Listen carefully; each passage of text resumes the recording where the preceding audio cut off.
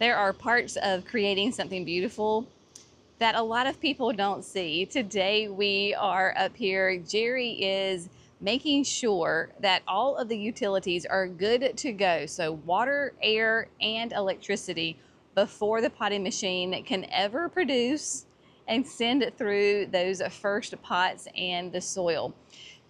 Ironically enough, we are also going to be talking about how that applies to the garden as well, because yet again, we're creating a new garden at the house underneath our 3 very mature crepe myrtles. And before I decide what plants go into that garden, I first have to figure out what the requirements are that they must fit. So we're going to look at a little bit of all of the nuts and bolts of running a garden center and creating some new flower beds. But we are up here actually in what we call the dry storage, because this is a obviously a dry storage where there's just all of our supplies are. But what Jerry is working on is hooking up the air lines for the new potting machine, because on the potting machine is going to have these 2 little nozzles that will blow off the excess soil off of the trays. And so in order to do that, we have to connect the air lines to the air compressor. We already have this air compressor here because that powers the staple gun. If you've ordered shrubs or maybe some perennials from us online, you may have noticed that some of them have come with like a plastic bag and a staple on it. So that is what this compressor is for. So he's tying in to the air compressor with all of the fittings. Now, I know that y'all love to hear Jerry talk about all the things, but my man is hot and sweaty and tired, and he's tolerating me filming him, let alone talking. So we're just gonna do a play-by-play. So basically what we've got here is the blue line, and we can kind of follow the line all the way through. But he is getting all of the fittings set. So he's going to have a flexible pipe that connects the solid blue line. And y'all, I don't know if you have somebody like this in your life, but that man's phone goes off constantly. And so he's connecting this blue line, and we'll have this black flexible hose. I believe it's the one down here on the ground. And so then he will connect that to the air compressor all the way back up to the blue. This air compressor, y'all, I don't know what kind it is. Somebody's going to ask about it. There you go. There's all the information for it. It is great. And you may think, oh my gosh, this thing is massive. I bet it is noisy as heck. It is actually significantly quieter than like what we call the pancake compressor. And so there you go. So your air compressor is almost hooked up, and you can see the blue lines going all the way through. So let's go real quick. We're gonna walk in here, and because he's got it all buried, so it comes out at the base of through here. We'll just do a real quick little recap. So he just has to get this buried, so you can see that blue line goes through the conduit. And so we've got water, electricity, all of that of course meets. We've talked about this before, where those little flags are. That's where the other utilities are. And then boom, here we go inside. So since we were last up here, they have run a lot of the electrical. I am not an electrician, so I am not even going to pretend to explain the electricity to you or anything like that. But you can see where that air compression, the air line, we'll just call it the air line, where the air line is coming up. So he will connect that. It will all run through the ceiling, all the electrical, and then he still has the water to do. We are going to use PEX. We're not going to use the PVC piping. We're going to use PEX because it's just going to be a whole lot easier to work with, and it's more flexible and has a little bit more insulation to it so it will not freeze as easily. So they've gone through and put all sorts of plugs out, some outlets all the way through. They are all throughout here because of we're going to have computers up here. We're going to have charging stations. You can see even up top we have got the lines that they need, the boxes that will drop down to the machine. So pretty much all of that is done. Got the control panel. It is up and ready to be hooked into. So it is in. We are good to go. We did not show you yet because when we were here last, he still had to bring up the hopper. So he has got the soil hopper is in place relatively. It's not perfect yet, but we're getting there.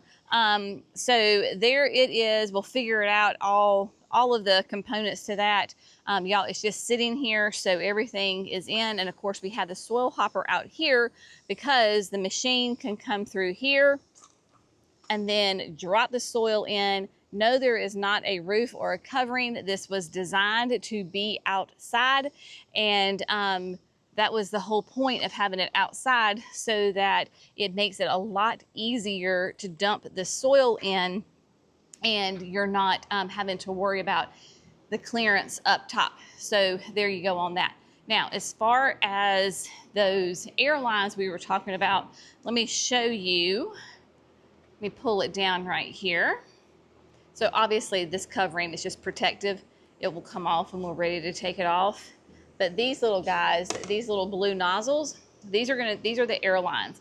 And they're so cool because you can bend them however you want. So when the tray is coming through, you will have them strategically placed, right? So you have it here, have it here, have it pointed exactly where you want it to go. And so this will be compressed air that shoots off the soil off the side of the tray, which is great. Somebody asked what happens to the soil. Well, it goes down here into the bottom. So that is, there's a hopper down there and there is a chain. And so it just goes back and it recirculates and then gets added back into the pile, right? Of soil. So that way you don't lose anything. This is just going to save us, because every little bit of soil, of course, those are pennies that add up to dollars. So everything is there. So he just has to run all of this, do all the things, right?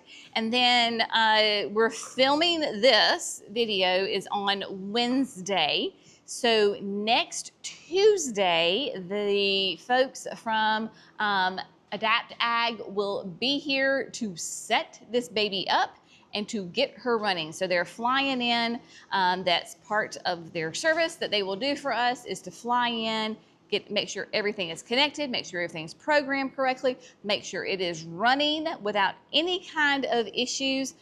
And so they're going to be here definitely on Tuesday. I don't know, maybe on Wednesday. I'm not sure if that's what they're doing. But yes, so that way we don't have to worry about it. But Jerry has to have all the things hooked up before they come, but do not turn on the machine. Those were the strict instructions. So there you go. So lots of things going on. A lot of the behind the scenes action is happening. And yeah. Lots of work. Lots of work, but you're by yourself and it's quiet. It is hot. It is. It's a little hot. It's a hot up, and over there it was crazy hot. Just on that edge of that plastic. Yeah, and then the sun came out. This gets nice in here. We just got to get the blue pipe. It's a 100-foot roll up. Just drill some holes, and then that's pretty simple because there's only one drop. And it's just right here. Yeah. So one drop for the airline, easy peasy. Easy peasy. I don't foresee having any other drops in here. Good. I don't think. Awesome. Any other words you want to say? No, then next will be the plumbing. So there's 3 sections that we're going to do, 2 for the machine, and then 1 on an exterior wall over here. Yep. For the spigot. Spigot. Yes, gonna get my spigot in for me. All right, perfect. Well, you do have a little fan if you want to turn the little fan on. There's all sorts of little fans up here. You can also get the blower and I can just blow you off. All right, so that's the update up here. Now let's go talk about yet another new garden. I know, y'all. Constantly growing. Here we go. Now that we're back here at the house, this is the area where we are going to be developing or adding to the garden. Now, before we even talk about what kind of plants we're going to put in here, first we have to understand this space and be a student of our own garden to understand what the conditions are. Therefore, we can choose the right plants to go here. We have 3 very mature Natchez Crape myrtles. They are those white ones, nice and big, huge. They've been here, gosh, we've been in the house for 22 years. They've been here for probably about 20 years. And so I desperately want to add in some plants underneath these 3 crepe myrtles. But we got a couple of things going on. As you can probably see, because of their beautiful canopy, it is going to be shade. A little bit of filtered sun, but predominantly we're going to consider this a shade garden. So that is the first. We have to pick plants that can handle the shadier conditions. 2, not on irrigation. This garden does not have irrigation. So while the well is here and I do have a hose, it's not going to be on automatic irrigation. And so between no irrigation and the very aggressive root system from the crepe myrtles, it is going to be dry shade. So keep that in mind. And then, as I said, competition from the crepe myrtle roots. I said that I would never plant underneath the crepe myrtles. We have a plan for this, but the crepe myrtles, while when you first plant a crepe myrtle, I know I'm getting to my point here, but when you first plant a crepe myrtle, a lot of times you will have suckers that come up right at the base of your crepe myrtle, right? So they look like little tiny, like little stems that are coming up at the base. Just keep cutting them off. Eventually they will stop. I had that at the beginning, they stopped. But what I discovered is when I planted hydrangeas under here a couple years ago, is that the crepe myrtles, they pop up. And so I have got some examples. So I called them runners. Technically, it is not a runner. It is, botanically speaking, they are considered root suckers. So you can see right here, we have like the perfect line right here running. And I have cut these and they just keep coming up. Obviously, I need to do it again. This is when we put the irrigation in for the berm and the woodland garden up at the gate. And so these are considered root suckers. So when you cut the root, then these suckers come up. Now, y'all, I know that this hydrangea is dead, but you can see this is what I deal with. When I would plant something, it would break a root and then it would send up the suckers through the plants. So we've got to deal with that. So I'm dealing with shade, dry shade, no irrigation, and then the root competition and the root suckers that come up. So I really think this is such a huge potential for some beautiful gardens right here underneath the canopy of these trees. As I mentioned earlier, I had planted years ago. These are the golden pennymacs that I told you about. We got some in at the garden center. So these are the golden pennies. I have 5 of them. Y'all, I have babied and babied and babied these things, and they finally have some sustenance to them and have some nice heft. But even like with this one, right, you can still see crepe myrtle coming up underneath it, driving me insane. So the golden pennymacs, they are here. Now, last year I planted Let's Dance Lovable at the probably it's like 18 months ago. So the 2 that are closer to the end of the bed, they are alive.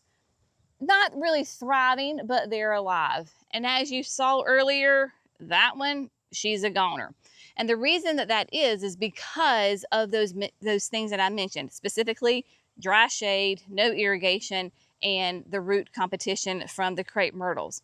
But that is not going to deter me. Nope, I am bound and determined to put a garden in here. So first things first, talking about the root competition. So I was talking with Jerry and I was like, can we do this? And do you think we can do it, that we can plant it so that we don't have to actually like break the surface and break up the roots of the crepe myrtles so that I don't get those suckers that come back up? And he said, yes, absolutely. So the plan is that we're going to come through in the planting area and we're going to add in soil. We have a great stash of soil up at production where we just were from the different clearings. So we're going to bring that in and build it up. So when we plant the new plants in here, they will sit in that soil and not necessarily break the surface with the augers going into this one, so that hopefully the crepe myrtles will behave themselves. That is the plan. Obviously, we will keep you updated on how that goes, but the root suckers on these crepe myrtles make me want to lose my ever love and mind, because it's constant and they just keep coming up and up and up. So that's the plan. We're not going to put it on irrigation. We're still going to go thinking of dry shade. So what are we going to use? Well, we have a beautiful collection of some Southern Living Plant Collection plants that are going to give us year-round interest, flowers, fragrance, structure, all of the things. So let's talk about these beauties that are going to go in here. First up, my friends, we have got the Soft Caress Mahonia. Soft Caress Mahonia is going to be an absolutely lovely evergreen, shade-loving shrub that is going to be basically like a 3x3, and it is best in shade to park shade, hardy in zones 7 to 9, medium water requirements. And the great thing about Mahonia not only is that it is evergreen and that fun texture to it, but it is actually going to flower nice bright yellow flowers. And in fact, we have got some buds that are forming down here. So we've got one on that one, and then we've got some on the other beautiful new growth. I love what my sweet friend Tina does, and so I have incorporated that. When she is planting a new space or she has a new plant, she puts it in the spot and lets it sit there for a little bit in its nursery pot to see if it likes where it is. So that's what we've done with these plants, and these Mahonia are already putting on lots of beautiful new growth. That's that brighter green. So they're very happy right here. So because it is a 3x3, what we're going to do is just kind of dot them throughout the garden in this space. So Soft Caress Mahonia, it is fantastic for either in the landscape, or you can also put it in a container. So nice evergreen structure there. In fact, all the ones that we're adding right now are evergreen. So everything is evergreen. Then we're going to go with the Tokyo Skies Aspidistra.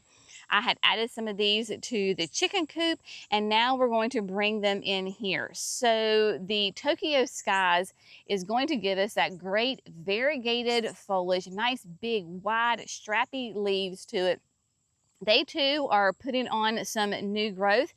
Your cast iron plants are notoriously slow growers. They had a little bit of a rough time getting here in the shipment, so they did get a little beat up.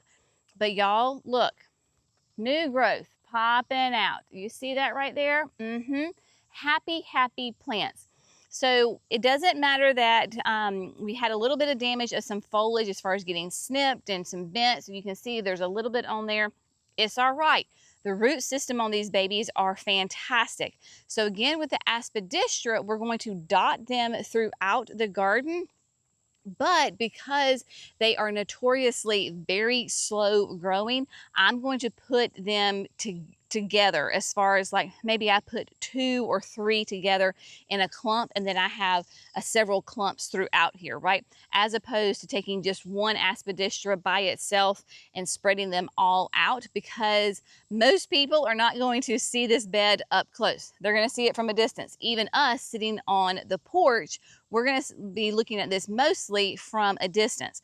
So because the aspidistra are so slow growing, we're going to do, quote, mass plantings of them together. Maybe that's 2 plants, maybe that's 3 plants, it could be 5, it could be 30.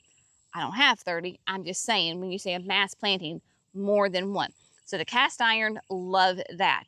And then Distylium. So Distylium is an amazing evergreen shrub, and there's so many different Distyliums out there, but what we are doing is the cast in bronze. This is going to be a 3 to 4 tall and wide. And as its name suggests, I don't have any new growth right now, but the cast in bronze, the tips, the new growth is going to be that beautiful bronze color. So you're going to get kind of this weeping habit to it. It's not, this is not one that you want to turn into a meatball. You really just want to let it go, right? And so Distylium is going to be hardy in zones 7 to 9. So the ones that we're planting here in this garden are going to be predominantly for those more warmer southern climates.